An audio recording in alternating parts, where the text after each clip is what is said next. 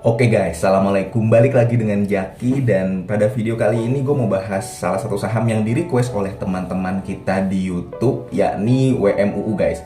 Jadi begini guys, anak gue yang kedua, yang kecil itu suka kriukan.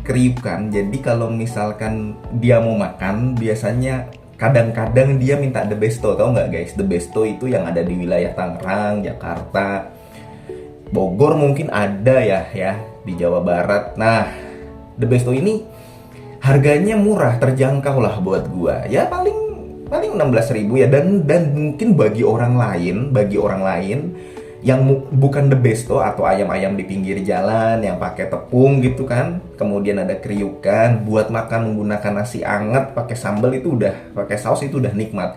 Harganya pun terjangkau 5.000, 6.000 atau 8.000 lah satu paha atas gitu.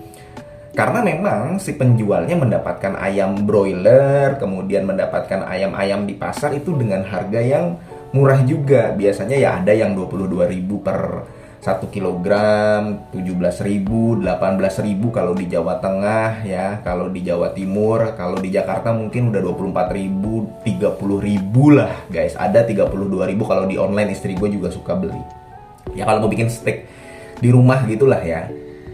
Jadi sebenarnya kita bersyukur di Indonesia, harga pangan kebutuhan primer seperti ayam, telur itu stabil, tidak naik terlalu tinggi. Argentina yang kemarin juara Piala Dunia itu negaranya, informasi berdasarkan datanya ya, informasinya, inflasinya itu tinggi sekali. Jadi kebutuhan pokok itu meningkat tajam, bisa 100%, bisa 50%. Terus terang yang gue baca ini adalah dari media. Kita kurang tahu di lapangannya Argentina itu sendiri bagaimana, tapi banyak informasi yang seperti itu. Kita bersyukur di Indonesia bahwa harga pangan kebutuhan primer, telur aja 1 kilogram kemarin gua beli ya paling 28.000 gitu kan. Jadi kita bersyukur bahwa harga pangan stabil.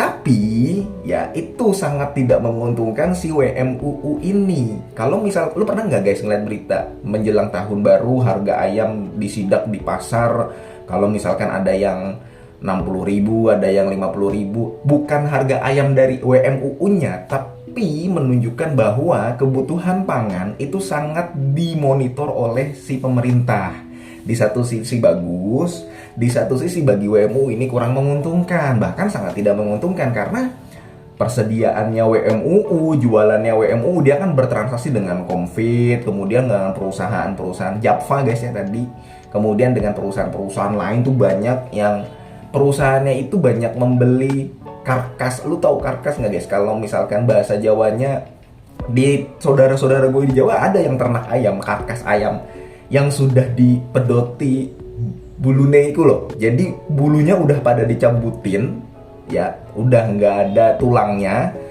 tapi udah siap jual gitu loh. Ya ada tulangnya dikit-dikit, tapi yang jelas dia udah siap jual gitu loh, tinggal dipotong kayak ayam di pinggir jalan gitu loh kalau ada ayam jual mentah. Nah itu guys, jadi dia sendiri persediaannya sampai 125 miliar. Memang si OMO ini gak cuman ayam ya, dia ada sapi juga, tapi yang paling banyak yang mendominasi adalah ayam. Dia ada telur juga, ada pakannya juga.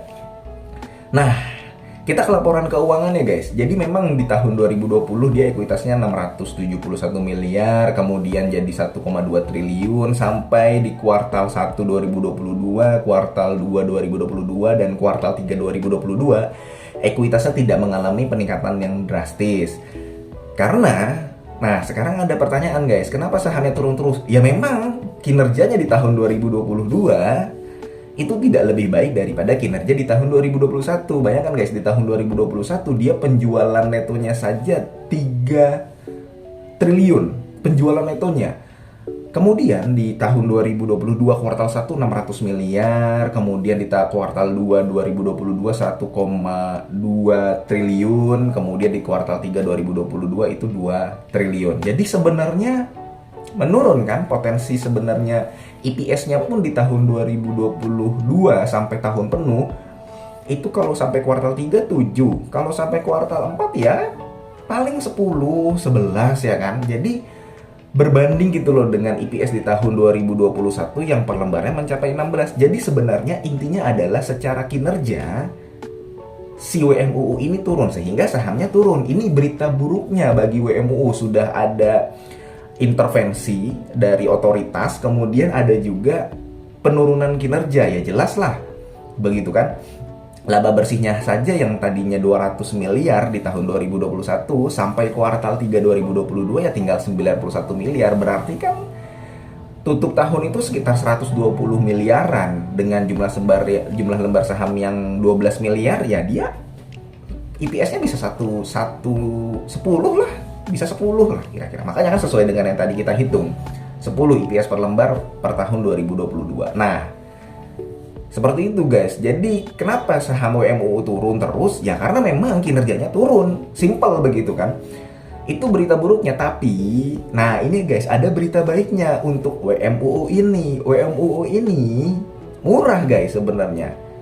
Untuk valuasinya sudah 0,75. Apakah nanti akan delisting? Ada yang mengatakan menuju gocok, kemudian delisting.